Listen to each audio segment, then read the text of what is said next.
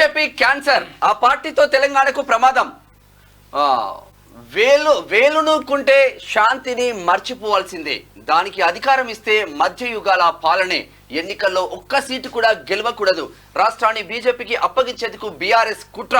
6 సీట్లలో ఆ పార్టీ డిపాజిట్లు కోల్పోబోతుంది. అక్కడ బీజేపీకి లాభం జరగబోతుంది. కేసీఆర్ మర్యాదగా మాట్లాడతానంటే నేను సిద్ధం.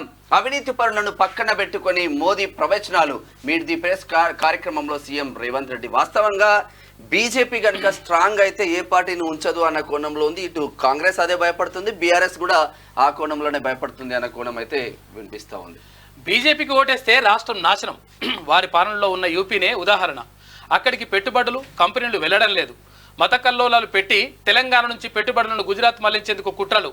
మక్తల్, షాద్ నగర్, హైదరాబాద్లో సీఎం రేవంత్ రెడ్డి మాట్లాడారు.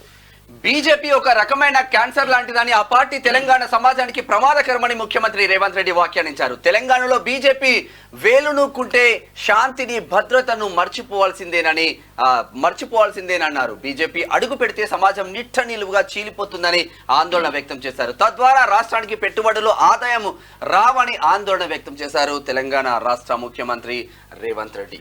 అబద్ధాలకు అధ్యక్షుడు మోదీ. ఆదానీ, అంబానీ నుంచి మాకు డబ్బులు వస్తున్నాయా?